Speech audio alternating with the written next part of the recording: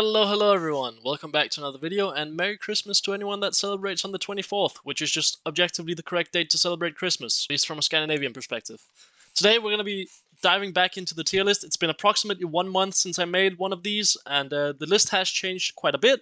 This is where we left off on the list last time. A lot of changes has happened since then, a lot of patches, a lot of people have been nerfed, a lot of people have been buffed. Before we get into the tier list, if you do enjoy the content, please do subscribe. And if you want to check out the Patreon or get coaching, you can add me on Discord. And yeah, let's get into it, shall we? So, the first thing to talk about, I know everyone is going to be asking, Espen, what do you think about Hwei? Well, I actually think Hwei has gotten pretty strong, especially after the hotfix buffs he got. I think he got 2 patches worth of buffs just right after his release. I know a lot of people might be putting him quite low in their tier lists, but I actually think this champion is very strong. And I think people are starting to realize how to play him. He's a very non-interactive laner. He can kind of just push every single wave. He doesn't really have mana issues that much, and he scales incredibly well. Once people get a hang of his combos and they learn that they can just press QE on the wave and then kind of just move on, and once they learn the amount of zone control you have with your QE and your EW and your ult, people are going to realize how insane this champion is at actually controlling space. So don't be surprised if you start seeing him a lot more. I know his win rate is currently the worst in the game, but people need to start figuring out how to play him. Very complicated champion. If you do enjoy him, absolutely spam out of him. You will see great results after you get around 10 to 20 games on him, I would imagine, because he is very hard. You need to get the basics down on him. I'm gonna put Hwei in A tier. I actually think he deserves a spot here. Next champion on the list, a champion that I have made fun of every single patch and tier list that I have made. It is Corki. Corki actually recently got some very nice buffs. He got some buffs to his base AD and some buffs to his AD growth, which is very useful. The Corki you're going to be playing now is not the traditional AP Corki, poke Corki in that regard. It is now going to be Triforce Corki, where you spec back into AD Corki, you run a Triforce, you run your Manamune, and then either you get a Hydra, you get a Rapid Fire Cannon, or a Storm Racer, and then you start becoming a crit Corki. That is what you're going to be building now. And because Triforce Sheen damage actually scales based off of your base AD and his base AD got buffed, that is actually quite a significant buff. I also think a lot of the matchups that Corki struggles with have recently been nerfed, so he's actually going to fly up into the B tier after being D tier for like 2 months straight, which is incredible. Naafiri, or Naafiri, however you want to pronounce it, I call her Naafiri, and I know some people make fun of me for that. She recently got buffed, her E cooldown got lowered a bit, so she's still going to be staying in the S tier. I think people are not really figuring out and not really realizing how actually broken this champion is, and you should absolutely play her if you need an AD champion at the lower level. She scales incredibly well and can do a lot of stuff in the mid game. Kind of weak laning phase, but in the laning phase during the lower MMRs, you're usually not getting punished very hard, so it doesn't really matter anyway. Orianna, this is the big one. Orianna recently got hit to her base HP, which is quite tough because she is a pretty squishy champion, and any AP she has is going to be helpful because her E gives her passive resistances, so her actual effective HP is a lot higher because of that.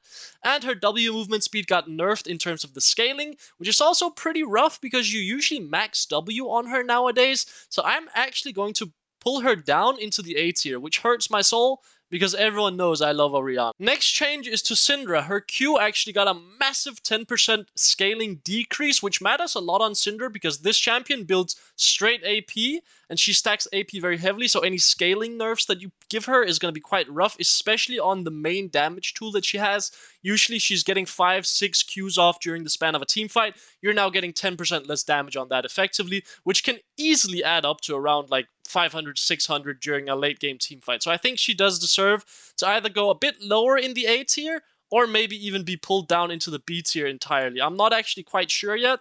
I think I'm going to place her at the top of B tier though. Sylas, I have him as an S tier counterpick. His W recently got nerfed and the healing got nerfed. I think I could have probably placed him in the S tier on the last patch, but I think after these nerfs, S tier counterpick kind of still makes sense to me. This champion can still absolutely 1v9. The thing about it is Sylas W is the main way that he fights during the mid game, which means nerfs to it are actually quite significant because he usually gets multiple W rotations off during a fight. The way to look at these nerfs on shorter cooldown spells is not necessarily just, it is just a flat 10% nerf. That doesn't really matter, right? No, it is a flat 10% nerf on multiple casts during a fight, which matters a lot, right? It starts adding up. but I still think I'm either going to pull him in A tier, or I'm going to keep him in S tier counterpick. I think probably A tier overall, but if you do find a good situation for him, he can definitely go into the S tier in the counterpick situation. Next one is Yone. His W got base buffs in terms of the shield value, which is pretty big. The damage just does max percent HP if I'm not mistaken, but the shield scales based off of levels that you put into it, and that recently got buffed from 20 to 40, I think, or maybe it was 40 to 60. It's a pretty significant buff. That paired with the fact that I think I underrated Yone in my last video, because people at the lower MMRs really don't know how to play against this champion, and he scales incredibly well and becomes an insane side lane threat if you play the Kraken Slayer into Hullbreaker into IE build that we saw Sayers play in the World Finals. I actually think all of these things lead him to be an S tier champion.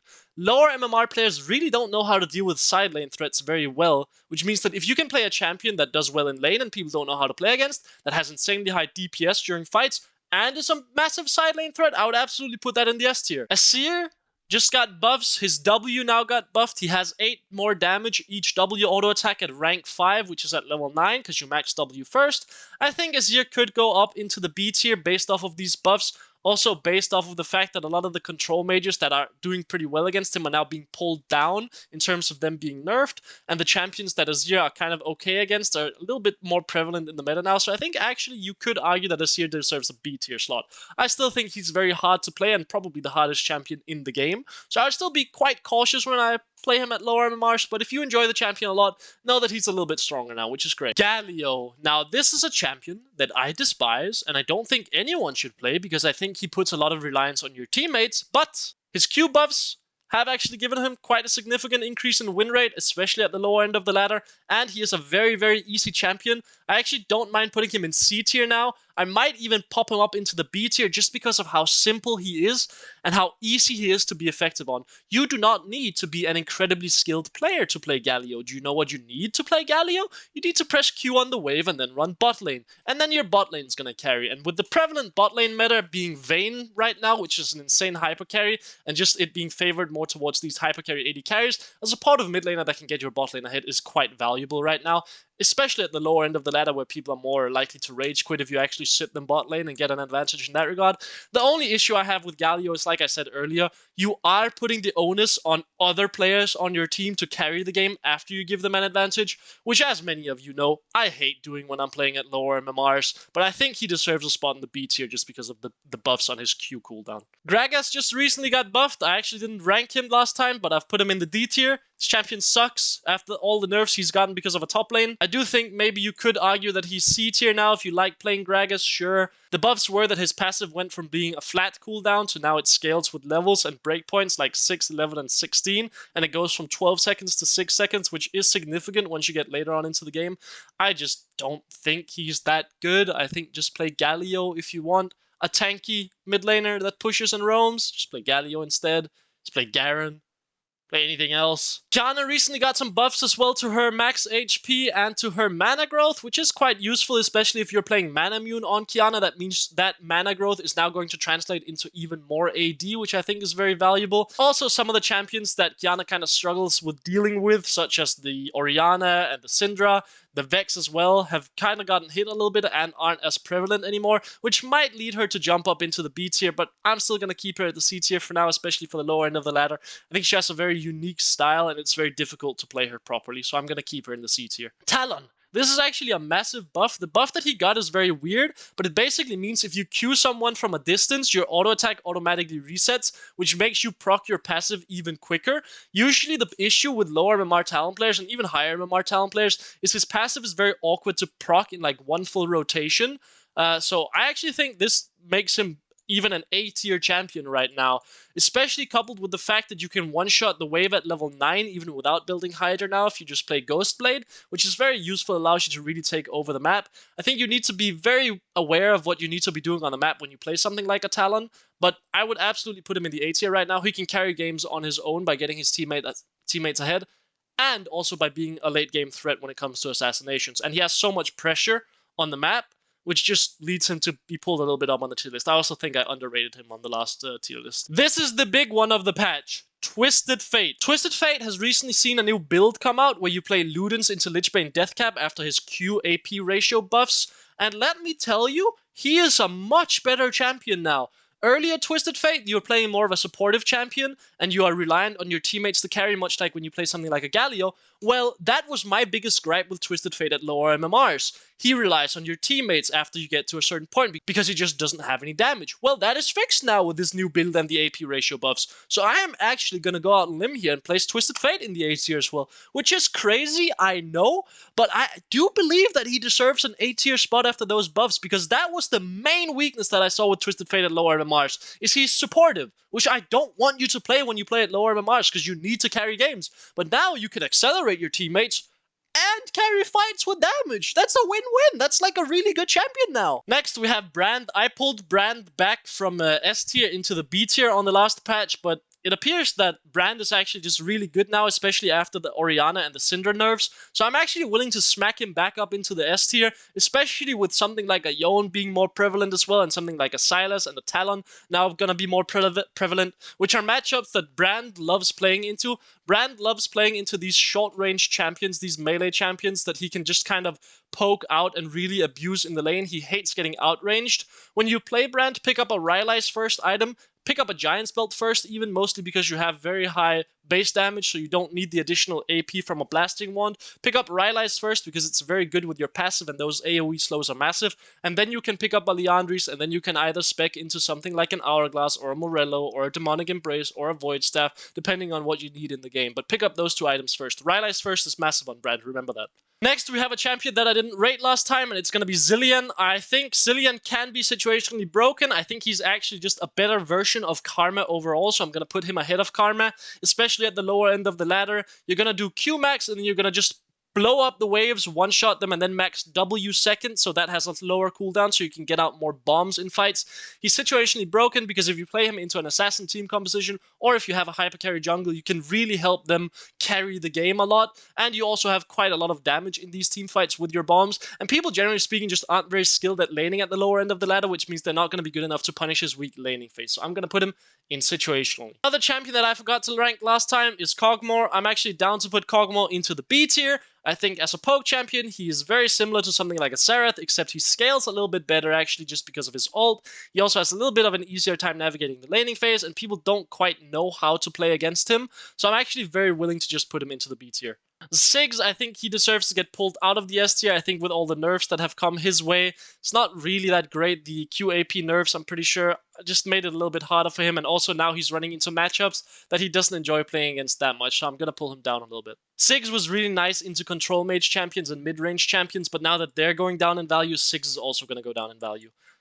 The same can be said for Kassadin. Kassadin really loves playing against Orianna, Syndra, Ziggs, Sylas, Akali, all of these champions, Vex, Aurelion Sol, Brand, even. He really loves playing against these AP champions that he can get a lot of value out of. But now that all of them are kind of falling out of favor, I do think Kassadin probably just has to go down into the S tier counterpick. He can still 1v9 games, don't get me wrong. You just need to find him in a good spot. A couple of champions that I think just need to go down in strength overall because they're just not as good at the lower end of the ladder. And the champions that they're good against have just been nerfed, so they kind of have no place in the meta, and the champions that are getting stronger in the meta right now kind of beats them are Zoe, Nico, Seraphine as well, I think is a little bit weaker now because of the recent changes to her. They kind of gutted her scaling, which makes her a little bit worse, so I'm going to pull her down a tier as well. Cho'Gath, I actually kind of want to pull down a tier as well. I think if you want to play a champion that can function similar to Cho'Gath, he very much so mimics how Galio likes to play, except he's a lot more unconventional, which means people don't really know how to deal with him. A champion I do think that you guys should be playing, however, if you want to 1v9 your games, Karthus. I'm actually going to put him in the S tier. The champions that Karthus really struggled dealing with, again, Orianna and Syndra, have recently been nerfed, which means that opens up a vacuum in the mid lane, whereas Karthus can now thrive and be an S tier champion because he scales very, very well with gold, and he has a very strong laning phase, so he's going to be S tier now as well. I think Swain overall has more value now as well, just because, again, a lot of his weak matchups got nerfed. I'm actually also going to go out on a limb here and put Veigar up in the B tier, maybe even the A tier at lower Ramage, just because, again, the champions that he kind of struggled with are all a bit worse now. And I also think I grossly undervalued Veigar in my last tier list. I didn't realize how easy it is for him to get through the laning phase, and he actually still has a decent amount of damage if the enemy team aren't very competent at really punishing him during the early stages.